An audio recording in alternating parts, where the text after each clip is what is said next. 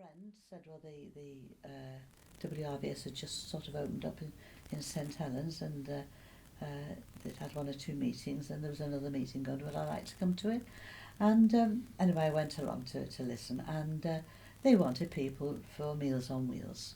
Oh, they did other things as well. They did some hospital book on trolleys, you know, to take around to people, snacks and things that they may need, little shop. They did that sort of thing. And then later on they opened up to actually little cafes, didn't they? The hospitals and things. They used to run some of those. And then others took over sometimes. Other charity places took over. But they were doing quite well and growing. And so I offered my services, which was helping out with Meals on Wheels. And then when they found out I could drive, then they popped me onto their vans. Later on, I did better than that. I got a van with the social services, so that was it. The thing was, I did that for about 7 years. By this time I was driving, and I used to have a helper with me sometimes. Sometimes I was on my own. It's a lot if you're delivering about 40 meals on your own, and you're running up paths, and you're also going into areas where there's probably elderly people, and you're going into a building like, what do they call them, you know, these sort of flats, you know, but they're all in one building, and you go upstairs to 3 floors and you run around, you know. It kept me fit anyway. But it was a good thing to do. And I did have occasions with them, and also later the social services themselves took over the Meals on Wheels because it was getting such a big thing, and the WRVS couldn't cope with the amount of work that was needed and the food that was needed. And volunteers, you know, if the little girl's up ill at school and she's home today, sorry, I can't come in. Well, they had to rely on people for this, and it was getting bigger.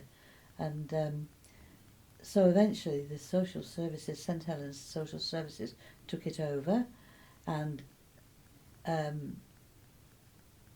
they then asked me, would I consider, as though they were now taking it over, they were having more, and would I consider working perhaps 3 days a week, but it would be a paid job, not a voluntary job, because they had to be sure that we had workers to do this now, and I was experienced, all the rest of it. So, sorry, Mark, can I ask what year that was, thereabouts? Right, I've written some dates down, because this is a bit of lack of memory with me.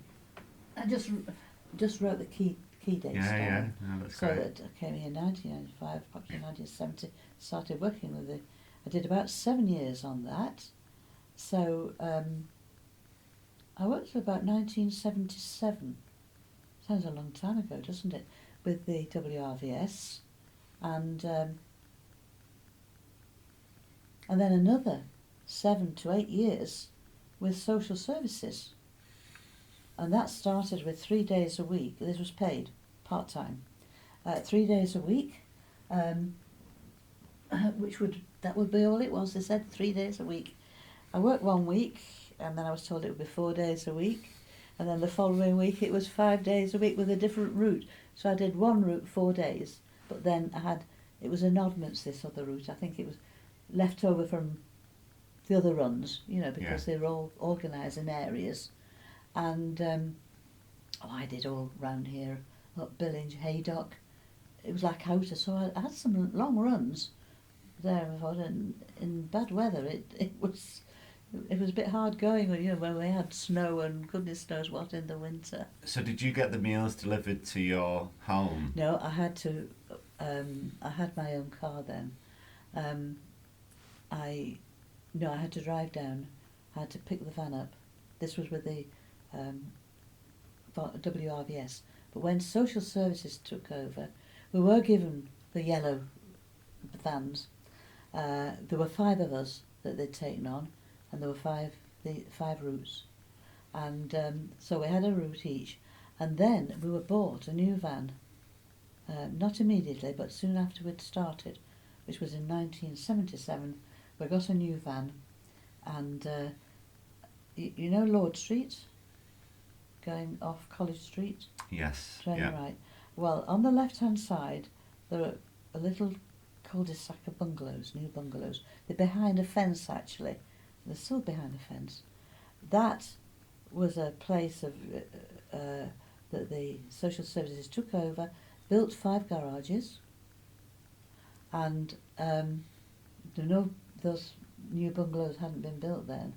So those garages, so I could take my car, get the van out, I'd have my own garage, put my car in there, and then I'd have the van and end up picking up. I had to pick up my own petrol and keep my own van clean, but the servicemen would come and pick it up if it needed servicing or anything like that.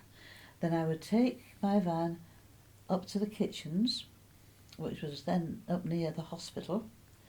I would load it up from this kitchen. It's probably a kitchen that supplied schools and things like that. They would do extra for the Meals on Wheels. And they had big, massive containers, which I think they heated up with some kind of, not coal, but they'd have some thing underneath that it would heat the container. So the meals were delivered in these little containers with the tin foil on, piled into this. By this time, this was hot, very hot, and the sweets would go in as well. And the sweets were lovely. The sponge pudding and custard and chocolate and custard. You know, they all liked the sweets, if they didn't eat the dinners, and they were piled up in the thing as well. So there'd be about, well, you're doubling up 40. There could be 80.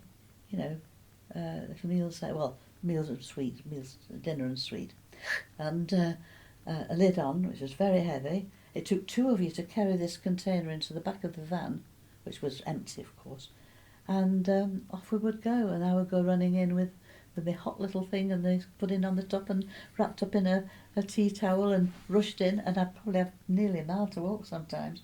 He came back, just one meal, there were 13 had to go, you know, so it took quite a while. Yeah. So that was it, yes, and I did that for 8 years.